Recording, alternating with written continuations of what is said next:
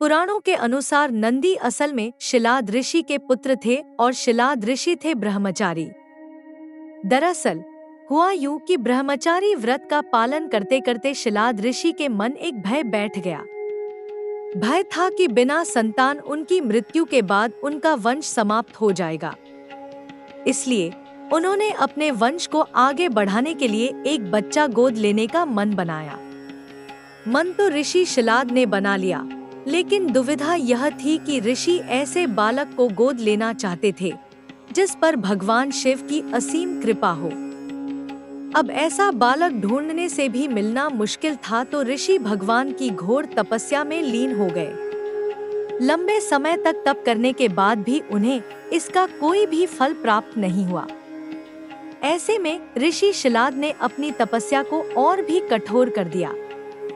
काफी समय के कठोर तप के बाद आखिर भगवान शिव प्रसन्न हुए और उन्होंने ऋषि शिलाद को दर्शन दिए। भगवान शिव ने शिलाद ऋषि से कहा, मांगो, क्या वर मांगना चाहते हो? ऋषि शिलाद ने अपनी कामना भगवान शिव से जाहिर की। भगवान शिव ने शिलाद को पुत्र का आशीर्वाद दिया और वहां से चले गए।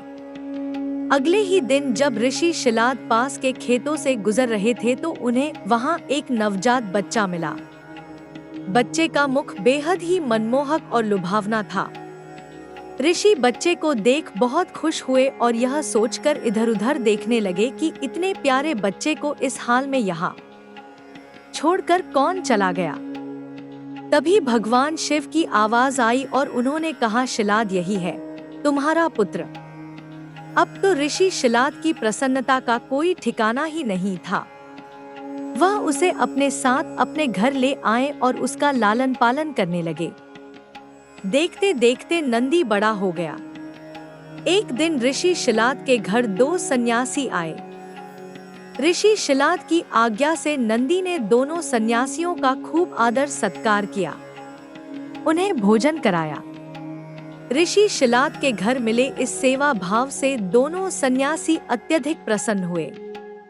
उन्होंने ऋषि शिलाद को दीर्घ आयु का आशीर्वाद दिया, लेकिन नंदी जिसने उनकी इतनी मन से सेवा की थी उसके लिए एक शब्द भी नहीं कहा।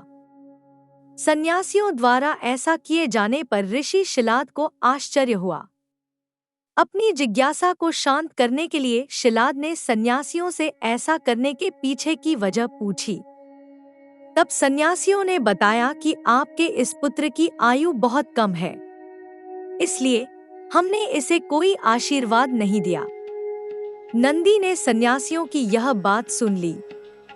नंदी ने अपने पिता से कहा, आपने मुझे स्वयं भगवान शिव के आशीर्वाद से पाया है, तो मेरे इस जीवन की रक्षा भी भगवान शिव ही करेंगे। आप इस बात की बिल्कुल भी चिंता न करो। इतना कहते हुए नंदी भगवान शिव की आराधना में लग जाता है। अपने पिता की तरह ही नंदी ने भी भगवान शिव को प्रसन्न करने के लिए कठोर तप किया।